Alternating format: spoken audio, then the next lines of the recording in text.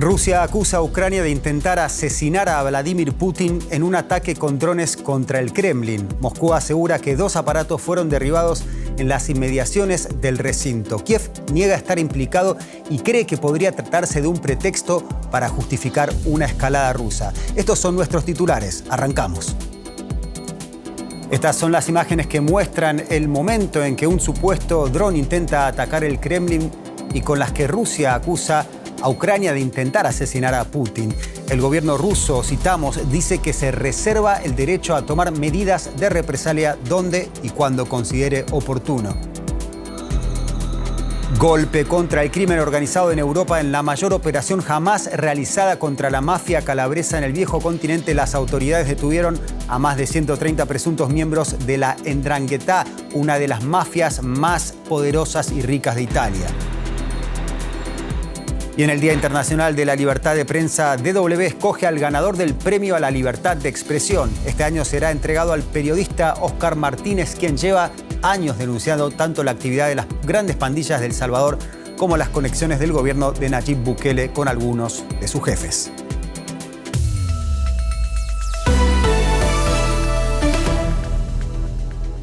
Bienvenidos a DW Noticias desde Berlín. Soy Leandro Fest. Gracias por elegirnos.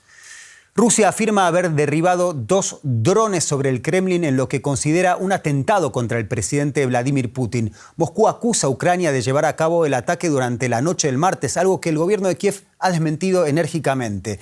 El expresidente ruso Dmitry Medvedev llamó a la eliminación física del presidente ucraniano Volodymyr Zelensky y sus colaboradores. Estados Unidos, a través de su secretario de Estado Antony Blinken, afirma que hay que tomar con muchísima prudencia las acusaciones del Kremlin. En esta grabación que circula por canales rusos de Telegram se ve el supuesto ataque nocturno contra el Kremlin y en esta otra toma se ve una columna de humo. Aunque por ahora no existe una verificación independiente de estos videos, Rusia acusa a Ucrania de un intento de asesinato a Vladimir Putin. Sin embargo, el presidente ucraniano rechaza cualquier implicación en lo ocurrido. Nosotros no atacamos ni a Putin ni a Moscú. Luchamos en nuestro territorio para defender nuestros pueblos y ciudades. No tenemos suficientes armas para hacer algo así. Por eso miramos bien dónde usarlas. Para nosotros, eso supone un déficit que no podemos permitirnos. No atacamos a Putin, se lo dejamos al tribunal. El jefe de la diplomacia estadounidense, Antony Blinken, se mostró escéptico con las acusaciones de Moscú. He visto los informes, pero no puedo validarlos de ninguna manera. Simplemente no lo sabemos. Además, yo tomaría cualquier cosa que venga del Kremlin con mucho cuidado. Así que tendremos que ver cuáles son los hechos. Resulta muy difícil comentar o especular sobre esto sin conocer los hechos reales. Moscú ha amenazado con tomar represalias contra Ucrania. Los ciudadanos en Kiev temen por su seguridad. Quizás traten de atacar objetivos estratégicos en Kiev. Puede que vuelvan a lanzar proyectiles. Tenemos que resguardarnos y protegernos a nosotros mismos y a nuestros seres queridos. Por ahora, Putin está a salvo y Moscú anunció que participará la próxima semana en el desfile del Día de la Victoria de la Segunda Guerra Mundial en la Plaza Roja. Y para ampliar la información sobre este incidente en el que el Kremlin acusa a Ucrania de intentar atentar contra la vida del presidente ruso Vladimir Putin, conectamos con el colega Ricardo Marquina, especialista en el conflicto entre Rusia y Ucrania. Ricardo, Kiev niega el ataque rotundamente y dice que Rusia lanza este tipo de acusaciones para compensar la falta de resultados en el frente. ¿Qué veracidad podemos atribuirle a este supuesto intento de atentado contra Putin?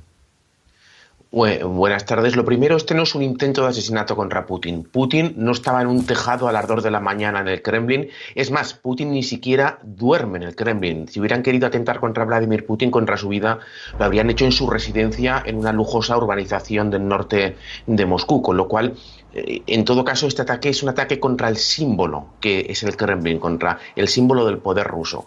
¿Qué veracidad le damos al ataque de que sea realmente ucraniano? Ahora mismo, pues la que queramos darle, porque no hay pruebas ninguna, no hay ninguna prueba de que este ataque no haya podido ser, por ejemplo, de activistas anti-Putin dentro de Rusia, ya que eran drones por las imágenes, drones pequeños, con lo cual estaban siendo manejados a pocos kilómetros de distancia, o bien sea incluso una distracción, como bien habéis apuntado, para poder luego justificar un ataque masivo, quizás contra los edificios del gobierno en Kiev. Bastante claras tus palabras, Ricardo. Rusia ha anunciado que responderá a este tipo de ataque. ¿Qué tipo de represalias podría tomar Moscú en este caso? Bueno, cuando vemos a los funcionarios del Kremlin decir que esto es que este ataque daría pie a una guerra total, es absurdo porque estamos ya en una guerra total, con lo cual, ¿qué más pueden hacer que no hayan hecho ya? Bombardeos masivos contra objetivos tanto militares como civiles ya ha habido. Podrían repetir ese tipo de bombardeos que tanto dolor causan. Lo que sí que podrían hacer, que no se ha hecho hasta el momento, es bombardear edificios muy concretos, bombardear la Rada, que es el Parlamento ucraniano, el Ministerio de Defensa ucraniano o el Palacio Presidencial, donde Zelensky suele dar ruedas de prensa y reunirse con sus colaboradores. Ese es un paso que Rusia hasta el momento no ha dado. Ha bombardeado Kiev en múltiples ocasiones, pero nunca ha bombardeado lo que se llama los centros de toma de decisión. Quizás esta vez esta excusa de estos dos pequeños drones que apenas han roto unas tejas del Kremlin pues sea lo suficiente como para justificar un ataque contra, por ejemplo, el Parlamento ucraniano.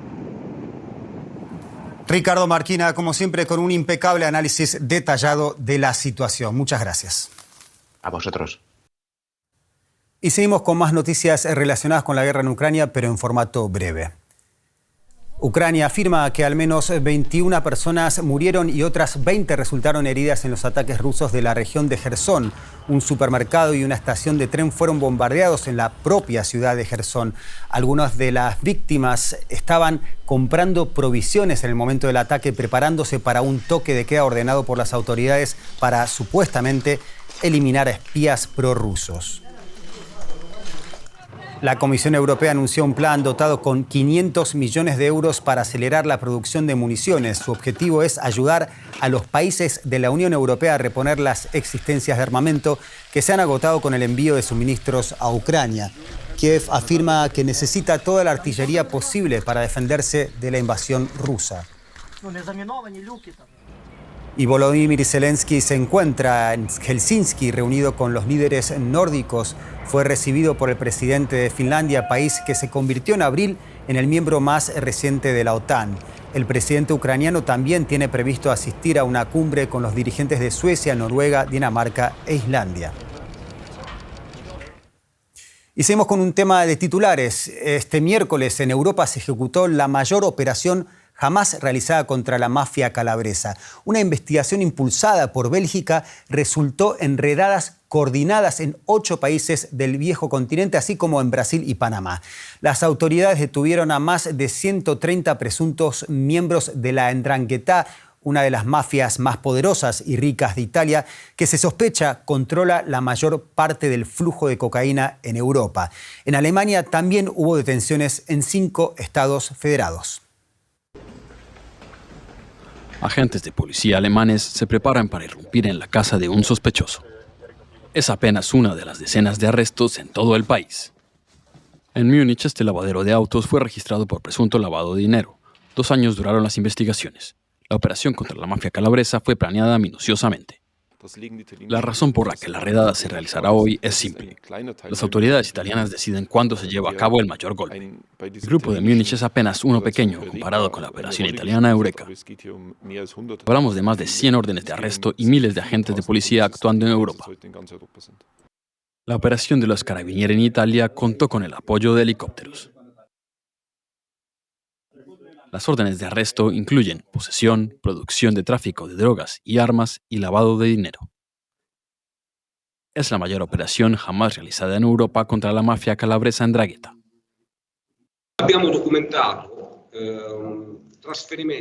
Hemos documentado transferencias de dinero por más de 22 millones de euros entre Italia y Colombia a través de un sistema chino. En un año, más de 22 millones de euros. Autoridades de varios países europeos han trabajado durante años conjuntamente en esta operación contra la mafia calabresa. 'Ndrangheta es la mafia más poderosa y rica de Italia. Se sospecha que controla la mayor parte del flujo de cocaína en Europa. Un menor de 13 años fue detenido en Belgrado, la capital de Serbia, tras disparar a su profesor en un aula escolar antes de abrir fuego contra otros alumnos. 8 estudiantes y un guardia de seguridad que intentó detener el tiroteo resultaron muertos. El profesor se encuentra en estado crítico. La policía afirma que el presunto autor de los disparos escribió una lista de personas a las que pretendía atacar en un atentado meticulosamente planificado. Los tiroteos son poco frecuentes en Serbia, donde la legislación sobre armas es muy estricta. Y con temas de Europa, pero que importan a Latinoamérica, porque hablamos de la visita de Estado del presidente colombiano Gustavo Petro a España. En su discurso frente al Parlamento, abogó por una alianza de América Latina y España que impulse políticas concretas frente a la crisis climática. Petro apostó por luchar en hermandad para afrontar los retos de la humanidad en un compromiso que no recuerde el pasado. El presidente colombiano acude a Madrid como impulsor de una alianza internacional para la protección de la Amazonía que espera movilizar fondos de países y empresas. España es una puerta de entrada estratégica de Latinoamérica a Europa. La presidencia del Congreso alabó las reformas que Petro impulsa en Colombia, subrayando que persiguen objetivos que comparte también España. Insistiendo sobre la responsabilidad política, el mandatario sudamericano subrayó lo siguiente. Ya no es propiamente un debate político como antaño, si conservar las cosas o cambiarlas, sino que tiene que ver simplemente con una orden que la ciencia nos da, porque ha encontrado los elementos que efectivamente nos están llevando en el corto plazo a la extinción. La crisis climática es eso. Podemos creer o no creer como si se tratara de una religión, pero no es religión, es ciencia.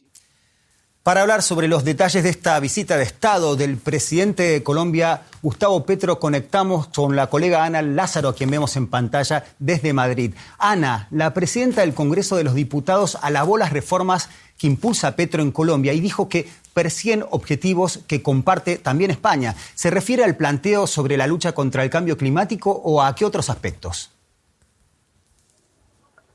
Sí, la lucha contra el cambio climático obviamente es un objetivo compartido tanto por Pedro Sánchez como por Gustavo Petro y efectivamente a él se refería Meritxell Batet, a la protección sobre el medio ambiente, pero también a otros temas como por ejemplo desafíos reformistas, como ella misma dijo, robustecer la democracia, uno de ellos, conseguir la equidad en estos tiempos de crisis y por supuesto también se refirió a ese proceso de paz total y deseó que llegue a buen puerto para todos los colombianos. Esta visita de Petro a España es importante, en primer lugar, porque muestra la sintonía entre dos gobiernos de izquierdas, también porque Colombia es ahora mismo un socio de calibre para España en la región latinoamericana y para esas relaciones de las que hablabais antes entre Europa, y América Latina de cara a la presidencia de España en la Unión Europea a partir de junio. En Brasil, la Policía Federal registró este miércoles la residencia del expresidente Jair Bolsonaro en el marco de una operación relacionada con la supuesta falsificación de certificados de vacunación contra el COVID-19.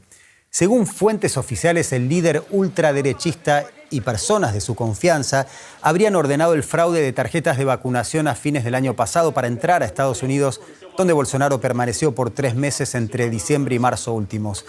Hasta el momento, al menos 6 personas han sido detenidas por las autoridades, entre ellas 2 asesores y un miembro del equipo de seguridad del exmandatario. La Comisión Interamericana de Derechos Humanos pidió garantizar asistencia humanitaria a los cientos de migrantes varados en la frontera entre Perú y Chile desde hace casi 3 semanas. Sin acceso a agua potable y con temperaturas extremas, migrantes venezolanos, haitianos y de otras nacionalidades permanecen en la frontera sin poder regresar a Chile ni ingresar a Perú.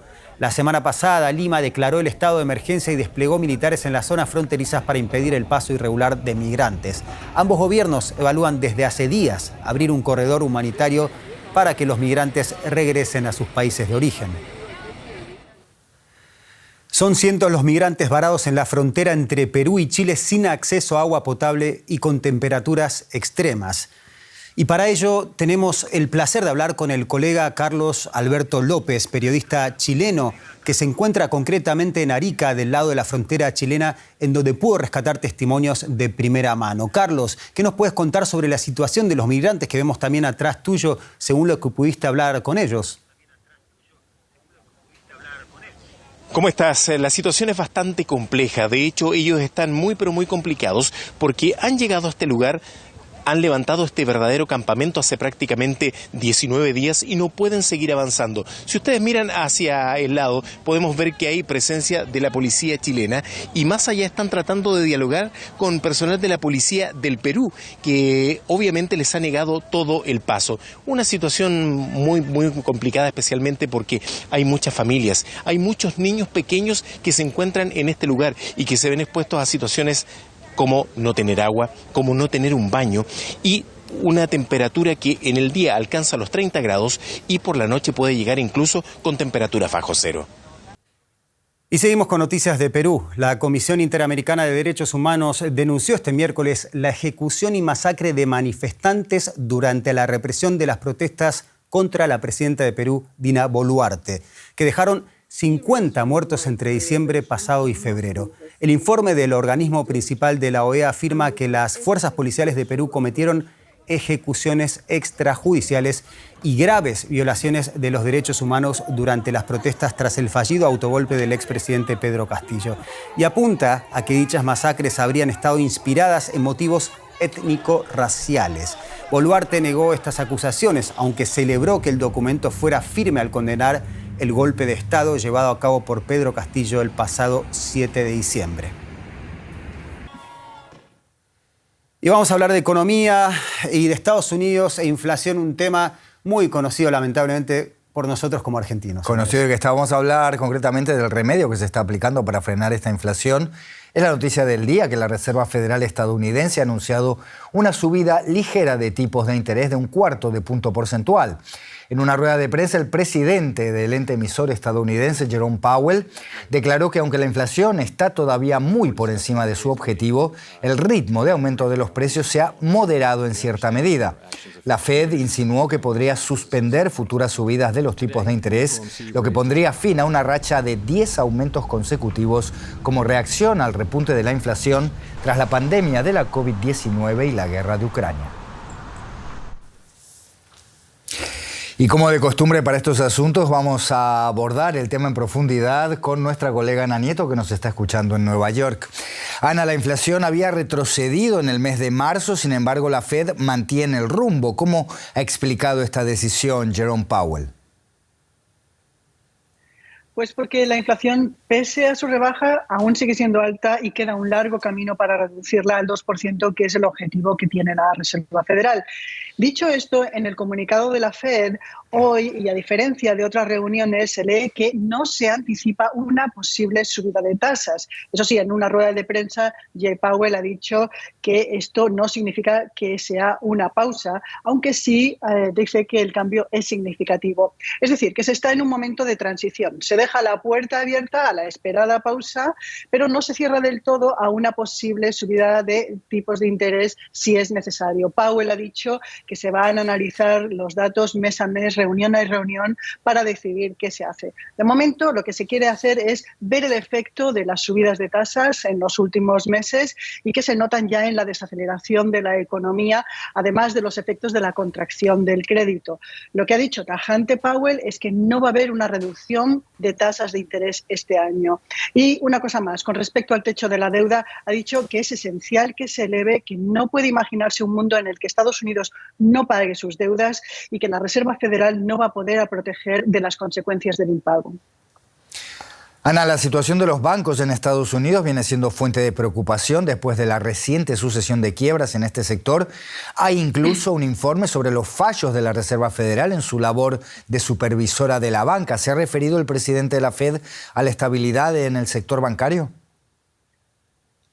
Sí, efectivamente, se ha referido a ello y desde varios puntos de vista. Para empezar, después del reciente colapso del First Republic Bank y su compra por JP Morgan Chase el lunes, dice que el sistema financiero se ha estabilizado, que están cediendo los problemas con respecto a los depósitos y que ahora la Fed lo que tiene que hacer es ver cómo está fluyendo el crédito. Este sigue contraído, pero se va a monitorizar. También ha dicho que es buena la política de limitar el crecimiento y la expansión de la gran banca. Ahora bien, en el caso de JP Morgan comprando First Republic Bank, dice que tenía sentido hacer una excepción. Hay que recordar que JP Morgan es de lejos el mayor banco de Estados Unidos. Por último, dice que se arrepiente de algunos de los errores que ha cometido como responsable del supervisor de la banca, lo que se reflejó en el informe de la propia Fed la semana pasada. Dice que ahora su responsabilidad es de hacer cambios en la tarea de monitorizar más duramente al sector financiero. Y ojalá haya aprendido la lección. Ana Nieto en Nueva York, gracias y hasta la próxima.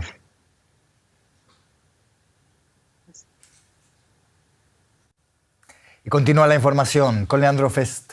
Y seguimos, Andrés, con un tema de titulares. Deutsche Welle otorga cada año el premio a la libertad de expresión a personas u organizaciones por su desempeño en la defensa de los derechos humanos y la libertad de expresión. El galardonado este año es el prestigioso periodista salvadoreño Óscar Martínez, que ha investigado las maras de su país y la gestión de su presidente Nayib Bukele. Desafiar a los poderosos y darle voz a los débiles. Con ese objetivo, Óscar Martínez se convirtió en periodista. Hoy es el editor jefe de El Faro, el primer periódico digital de Latinoamérica y una plataforma para el periodismo independiente en El Salvador y la región. Miren, El Faro creemos como uno de los pilares fundamentales que el periodismo debe vigilar el poder y vigilar a los poderosos y que también debe visibilizar las vidas de aquellas personas que sufren el poder excesivo.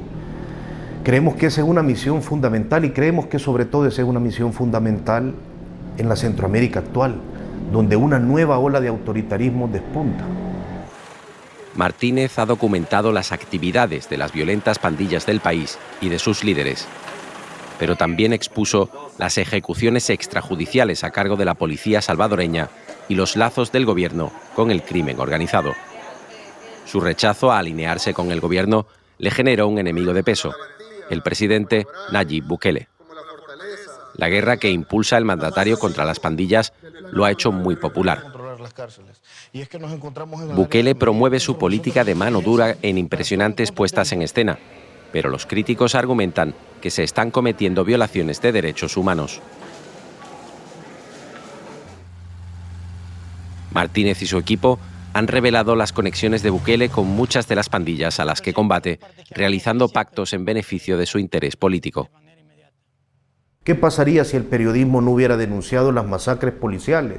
Si el periodismo no hubiera denunciado la corrupción política, si no hubiera denunciado todos los casos de abuso del poder. Y yo me respondo que estoy convencido al menos de que la vida de los corruptos sería más fácil y no queremos que eso ocurra. Enfrentar a los poderosos no le ha facilitado la vida a Óscar Martínez. Los periodistas críticos están en la mira del presidente Bukele.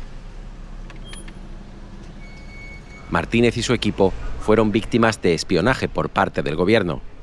Él y su familia tuvieron que abandonar en reiteradas ocasiones el país para no ser arrestados. Un miedo que comparten muchos periodistas en la región. De difamaciones que provienen de funcionarios públicos y empresarios, pasando por acusaciones espurias que pretenden encarcelar o enjuiciar a periodistas, hasta auditorías maliciosas con el objetivo de destruir medios de comunicación, espionaje obsesivo con programas como Pegasus, encarcelamiento en casos de países centroamericanos contra periodistas, exilio de periodistas, incluso amenazas físicas y hasta amenazas a la vida. Esas son todo el cúmulo de problemas, de amenazas que el periodismo en esta región actualmente enfrenta. Pero aun conociendo los riesgos, Óscar Martínez seguirá escribiendo y exigiendo que las autoridades rindan cuentas. Y el director general de DW, Peter Limburg, valoró el compromiso periodístico y la valentía del ganador del premio que entrega Deutsche Welle cada año. Los invito a escucharlo. Óscar Martínez es un periodista valiente que lucha por la libertad de prensa y la libertad de opinión. Y con su periódico digital y medio de comunicación, es realmente un ejemplo para sus lectores y usuarios. Es una persona que lucha por sus intereses, que es valiente y que tiene coraje.